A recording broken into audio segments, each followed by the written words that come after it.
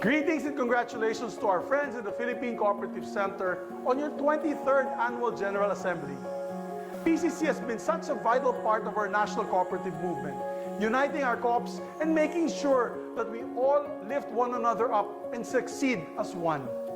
This is especially apparent with the theme Advancing Digital Technology Towards a More Inclusive Society, which promises a unified move forward. Digital technology has helped cooperatives weather this pandemic.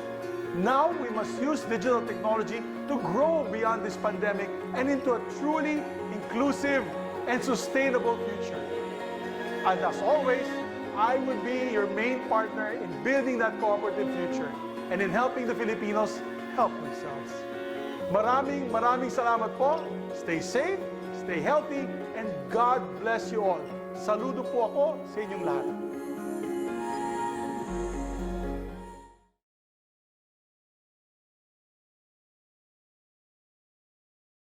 My warmest greeting to the leaders and members of the Philippine Cooperative Center, or PCC, as you celebrate your 23rd Annual General Membership Assembly. Congratulations on your 23 years of unwavering commitment and unparalleled service to your members and communities nationwide. I would like to congratulate your leaders and members headed by PCC Chairman Garibaldo Leonardo for leading with wisdom, integrity, and compassion. Through your leadership and service, PCC has remained strong and resilient despite these difficult times. PCC continues to live up to its purpose of being the unifying and transforming voice of the co-op movement. In the face of adversities, PCC has managed to adapt to the new normal and advance its digital technology towards a more inclusive society. Through digitalization, PCC was able to cope with the circumstances and meet the needs of its members. The success of PCC throughout the years is a testament to the genuine service and the spirit of cooperation within PCC. Now more than ever, the spirit of cooperation has become invaluable as the Filipino people go the extra mile to help each other amid the pandemic. Once again, congratulations, PCC.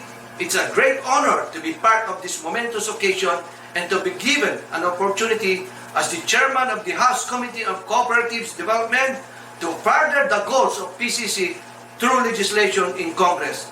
Rest assured that the spirit of cooperation will continue to flourish in the coming years. Mabuhay ang Philippine Cooperative Center. Maraming salamat.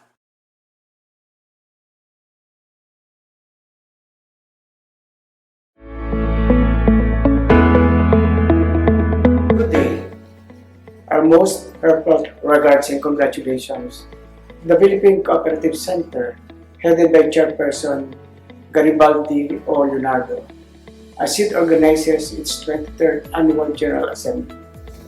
We at the Department of the Interior and Local Government are elated and privileged to continue standing in solidarity with this umbrella organization in establishing a collaborative ground for cooperatives nationwide.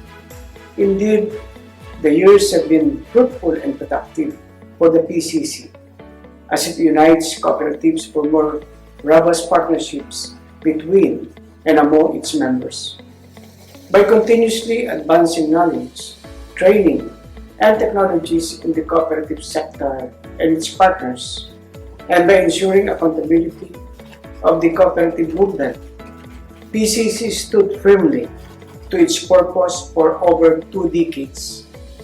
Moreover, it had and continues to develop and hone leaders, advocates, and policymakers among clusters to keep in step with our dynamic and challenge-laden landscape.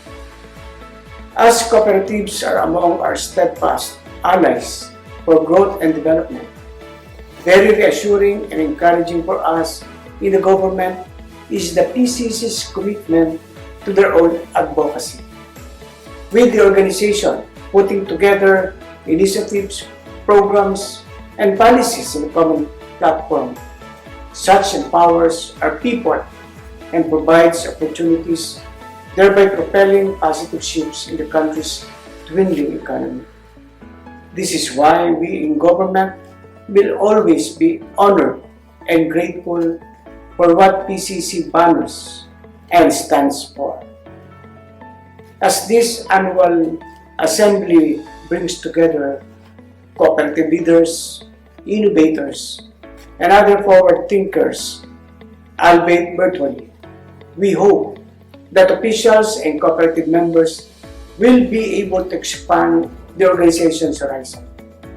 We bank on these online gatherings aim to build on the trust, resources, and capability to harness and transmit the leadership, knowledge, and skills down to their local members and the citizenry. Lalo na ngayong dumadanas ng matinding hirap ang ating mga kababayan dulot ng pandemya, kinikilala natin ang ambag ng mga kooperatiba upang maibsan ang pag-iikos ng mga Pilipino. Kagapay natin sila sa iba't ibang mga inisyatibo, programa, at kawang-gawa upang palawakin ang oportunidad lalo na sa mga lokal na pamahalaan. Sa paraan ito, nakakatulong silang bigyan daan ang unti-unting pag-angat ng ating mga kababayan mula sa karukaan.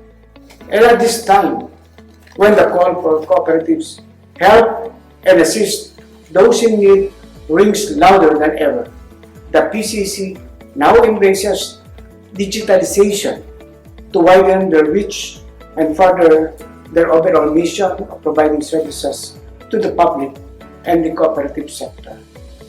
This year's theme, and I quote, "Advancing Digital Technology Towards a More Inclusive Society," unquote, concretizes the Center's commitment and synergy to nation building amid a prevalent health crisis. Kasabay ng paghahangad namin na biyayaan pa ang organisasyon ng mas madami pang taon at pagkakataon upang makatulong at makapaglingkod, ang dasal na naway magsilbing inspirasyon ang mga nagawa ng PCC para sa lahat. At sana sa hinaharap, hindi magbaliw ang layunin iangat ang kalidad ng buhay ng mga tao sa tulong ng matatag at produktibong mga kooperatiba. We recognize that such success largely depends on all sectors of society working side by side to advance our cooperative cause. Hence, as a department tasked to empower local communities, the PCC can be assured that the DILG will aid and support the organization in scaling up the capability as we all together accelerate our drive on the road to prosperity now and in the future. Thank you and congratulations once again on all the noble work that you continue to do for the country. I wish the PCC, its member cooperatives, and all partners a successful and productive assembly. Mabuhay ang Philippine Cooperative Center. Mabuhay po tayong lahat.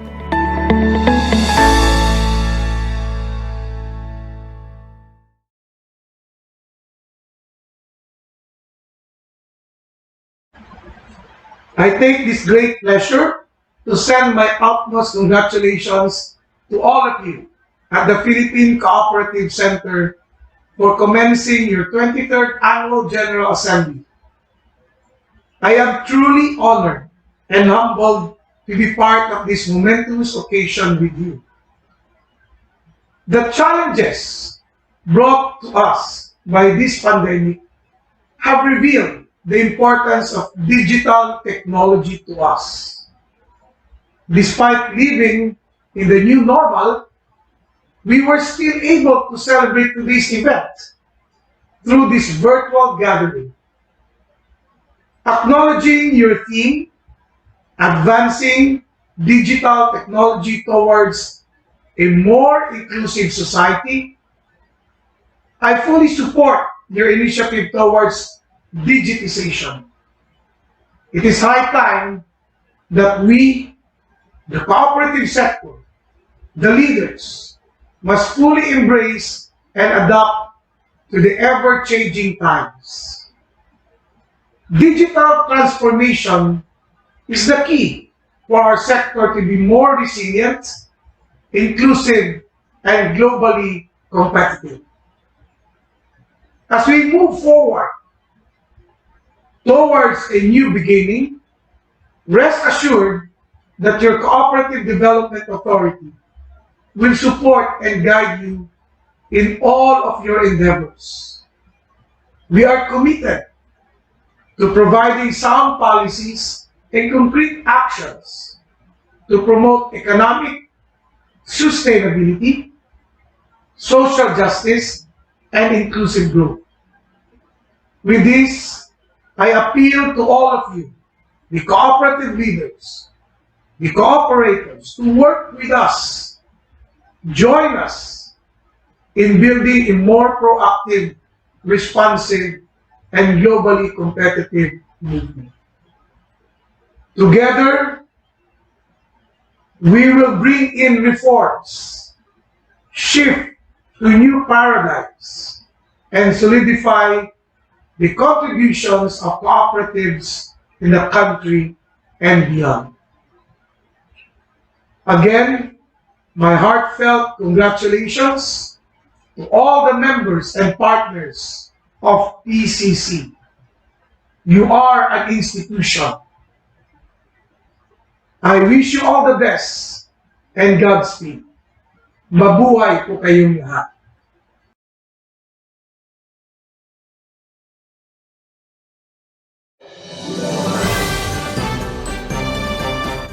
Leaders and members of the Philippine Cooperative Center, good morning. At the outset, the grace of the Lord is a source of all wisdom and the foundation of every success. Without Him, the Philippine Cooperative Center will not be what it is today. I am extending my sincere congratulations to the leaders and members of PCC on your 23rd Annual General Assembly with your very challenging theme, Advancing Digital Technology Towards a More Inclusive Society. A theme is believed to be a unifying guide of all the actions and activities of the constituents of an organization. Thus, your theme today is hope to unite all the endeavors of the members and the leaders of PCC. Likewise, this affects the particular style of leadership of those who are running in both the federations and its affiliates.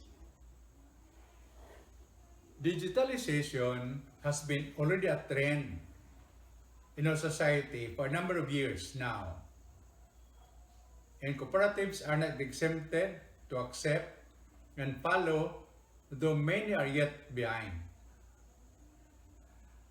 How nice if all the cooperatives will be at the same wavelength in advancing digitalization. But this technology may make or break our leadership in the COP movement. Thus, it is very challenging.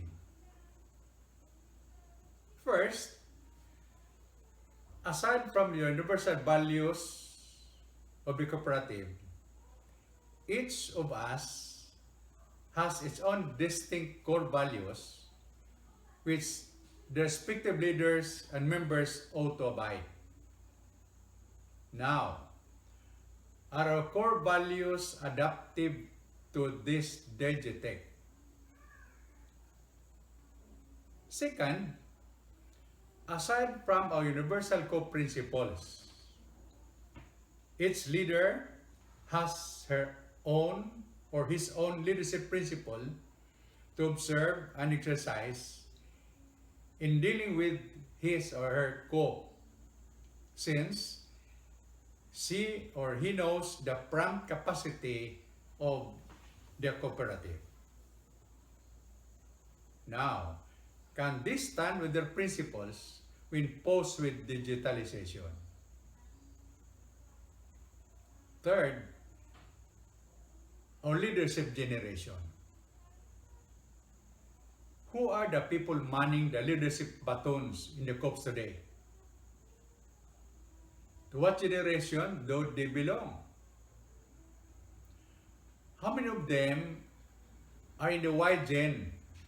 And the more challenging is that leaders today will be forced to associate with the Z generation who are now in the workforce of the cooperatives. These are but just some of the challenges that are confronting not only the leaders of PCC, but also the leaders of the entire COP movement, because they have to embrace digitalization and they must be taking part in. Many COP leaders believe that PCC has the capacity and the capability to lead the movement in its entirety. That is why a lot of them are convinced that their COPs be affiliated with PCC.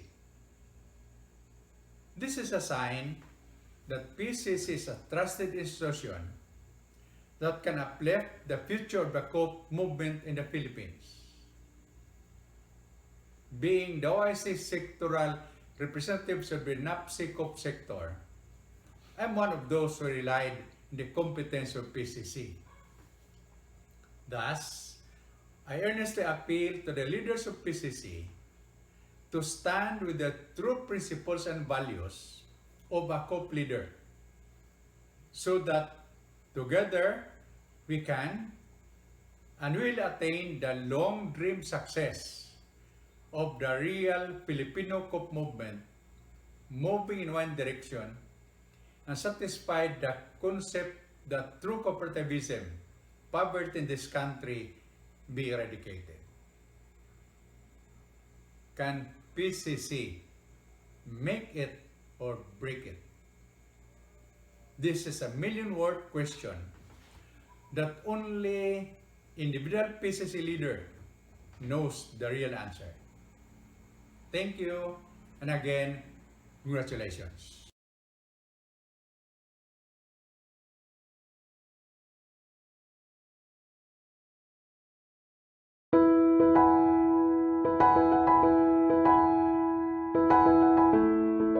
To all the officers and members of the Philippine Cooperative Center, Mabuhay. Thank you for taking the time to attend the 23rd General Assembly of the organization as the PCC and the LGU of Quezon City work simultaneously to strengthen our community-based initiatives for livelihood programs and financial inclusion. Batid namin na napakahalaga ang ginagampanan ng ating mga kooperatiba sa pag-angat ng ating mga komunidad. I'm happy to note that the pandemic has not stopped the services offered by our cooperatives to find ways to help our fellow Filipinos who have lost their jobs and are having a hard time earning a living for their families. It is the grassroots approach of the cooperatives who are present in our communities that have offered them hope to start anew. New Greenland, our first farmers cooperative, was born out of our coordination with our urban farmers to help more families have food on the table during this pandemic. This is where we saw the valuable contributions that grassroots farms have to offer in our fight against malnutrition. And we sought to develop them further with support from the cooperative and the respective barangay officials. With the theme that highlights technology, digitalization in today's forum, we hope that this can help bring our kababayans to the next normal, equipped with the new skills that they can harness towards social mobility. The linkages that are formed through our cooperatives all over the Philippines are witness to the Filipinos' innate bayanihan spirit, where we lift each other up in this time of crisis. Habang tayo ay may roll-out ng QC Protectodo vaccination program upang ang ating mga mamamayan ay unti-unti nang makabalik sa dating buhay na nakasanayan, we at the Quezon City government are also always ready to support our cooperatives, anti-poverty initiatives in our communities.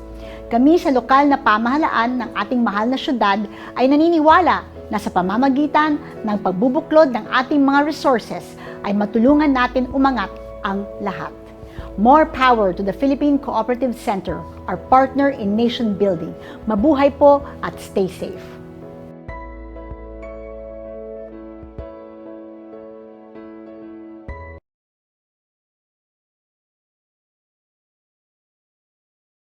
Queridos amigos y amigas del Philippine Cooperative Center, es un verdadero gusto para mí volver a ponerme en contacto con ustedes.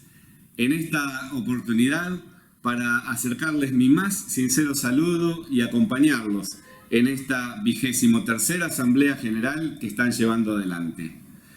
Celebro que el tópico elegido por ustedes para realizar esta jornada esté vinculado a la inclusión social de la mano de las nuevas tecnologías. Las cooperativas podemos mejorar y crear nuevos servicios a partir de las nuevas tecnologías de la información y la comunicación, sin perder de vista nuestro principal objetivo: satisfacer las necesidades y aspiraciones de todas las personas, brindando las oportunidades para que nadie se quede atrás. Nuestras organizaciones tienen probada trayectoria en generar innovaciones que mejoran la calidad de vida de las personas. Los cambios vertiginosos que vienen ocurriendo en el plano de la producción y el consumo, a través de la digitalización e incluso la robotización de muchos procesos, pueden tener el sello cooperativo. Esto es, promover el trabajo decente, la equidad de género y la inclusión de quienes se encuentran en situaciones de vulnerabilidad social. Es, en definitiva, poner los avances tecnológicos al servicio de las personas y al servicio del ambiente. En este momento tan complejo que toda la humanidad está atravesando, el esfuerzo de cada cooperativa, en cada país, en cada localidad, es un enorme aporte para salir de la crisis sanitaria, económica y social. En Filipinas, como en cada uno de los 112 países donde están los 319 miembros de la Alianza Cooperativa Internacional, sabemos que el movimiento cooperativo tiene un impacto directo en las comunidades. De esa manera se hace concreta en el territorio nuestra propuesta global de construir un mundo más sostenible, más justo y más inclusivo. Es por eso que debemos profundizar nuestra identidad cooperativa, identidad que está fundada en valores y principios que nos diferencian y que nos hacen ir siempre en la búsqueda del bien común. Esa identidad no cambia con los avances tecnológicos. Por el contrario, debemos ponerla en valor para imprimirle a esos cambios los rasgos solidarios, democráticos e inclusivos propios del modelo cooperativo. Los felicito nuevamente por abordar esta cuestión desde su propia identidad cooperativa. Les deseo una excelente jornada y les envío a la distancia un fuerte abrazo cooperativo.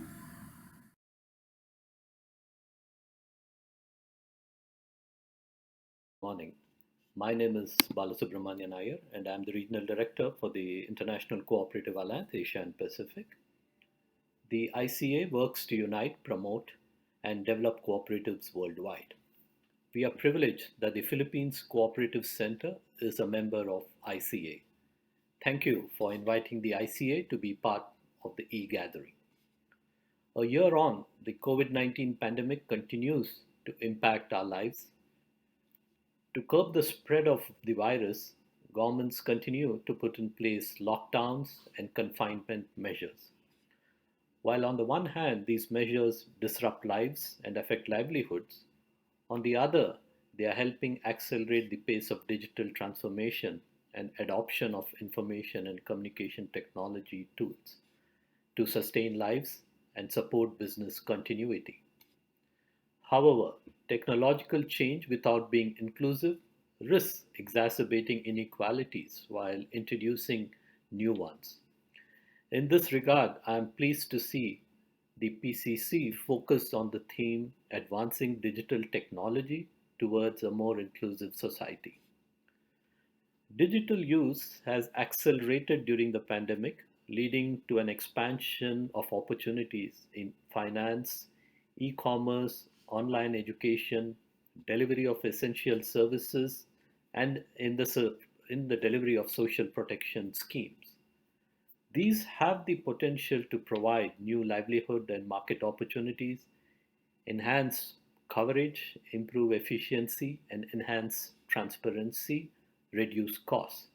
All this can lead to an increase in income, lift people out of poverty, and in the process, build their resilience. However, digital access has not been inclusive for disadvantaged and marginalized groups, which are disproportionately female, rural, poor, comprised of older persons, and or with limited education and low literacy. This calls for improving access to technology, making the internet affordable, increasing information about services, and building capacity to use and access digital services. Technology in itself is not a panacea, but it is an essential tool in the fight against poverty and inequality and a fundamental component of promoting social inclusion. On 3rd July, the International Day of Cooperatives will be celebrated on the theme Rebuild Better Together. Cooperatives can ensure no one is left behind online or offline. I hope during the assembly, cooperatives in the Philippines and PCC can showcase how you are using technology to meet needs of members and lead in an inclusive and just recovery. I wish the assembly all success.